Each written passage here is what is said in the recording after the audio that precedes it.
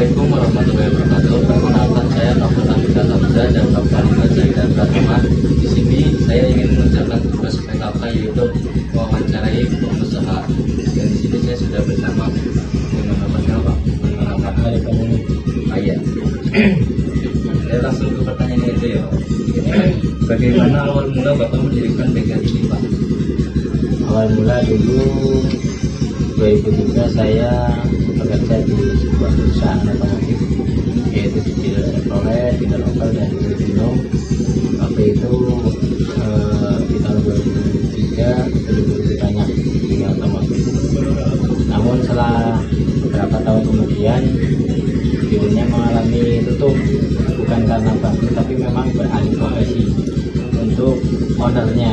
Jadi saya berpikir untuk berwirausaha atau berwira swasta, mendirikan bengkel sendiri, karena pelanggan waktu itu sedikit kebingungan untuk mencari tempat servis yang pas untuk mobilnya. Dan mengapa Bapak memilih membuka usaha bengkel mobil, Pak? Yaitu karena kebutuhan konsumen, terutama untuk para pelanggan setelah ditutup otomatis mereka akan mencari bengkel mana kanan yang masih bisa untuk tempat servis.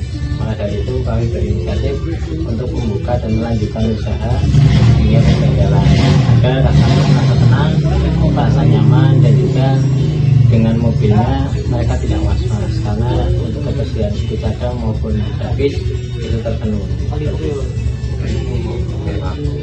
Apa saja tantangan dan kemajuan yang pernah dialami, Pak? Kalau tantangan banyak, namanya dunia otomotif semakin tahun itu untuk betul inovasi dari mobil itu semakin bertambah. Seperti sekarang untuk mobil itu semakin zaman sudah semakin modern, modelnya sudah komputerisasi. Jadi kita juga harus mengikuti kemajuan zaman. Iya. Nah, kalau tantangan otomatis banyak karena sekarang modelnya sudah komputerisasi, sedikit banyak, jauh lebih banyak model memakai sensor. Otomatis secara nalar, secara hanya pikiran kita tidak bisa menjangkau, harus memakai alat untuk mendeteksi.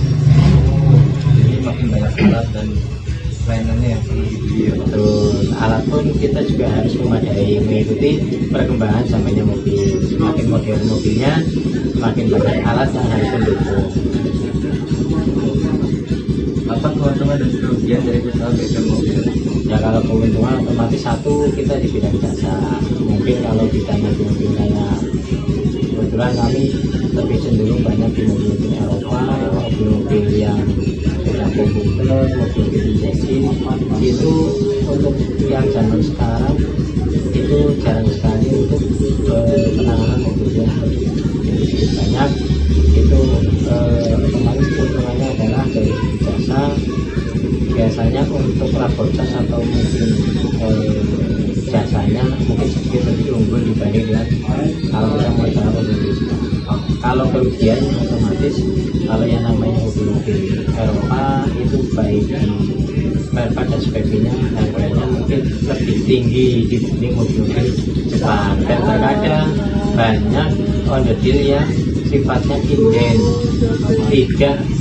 hampir tidak semua di bengkel ataupun di toko sana di Toronto itu ada. Berarti kalau mobil-mobil Eropa yang saya beli biasanya jarang tempatnya. Ya otomatis kita inden, dan mungkin kalau yang sifatnya pas mobil lah seperti filter oli, filter udara, filter AC, dan filter solar, filter bensin kita mungkin masih ada, kampas-kampas tidak ada. Tapi kalau seperti kita mungkin nyari yang seperti lampu, headlamp, spion dan sebagainya, nah itu mungkin inden. Ya. Apa harapan Bapak untuk saat ini ke depannya, Pak? Ya, harapan kami sih semakin tambahnya zaman jadi semakin maju, baik di alatnya, baik di faktor pendukungnya, dan bengkelnya semakin tahun itu bisa semakin ramai, semakin gede seperti itu. Nah, dan kita juga merekrut beberapa mungkin anak buah atau karyawan, dan juga calon-calon PKI itu untuk lebih bisa belajar dengan maksimal agar kedepannya bisa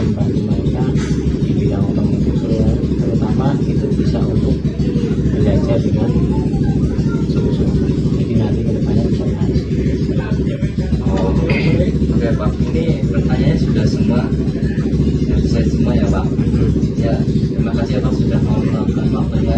Ya, semoga Harapannya semoga usahanya makin maju, amin. dan makin besar. Amin. Amin. Terima kasih Pak. Oke, terima kasih. Ya. Assalamualaikum warahmatullahi wabarakatuh.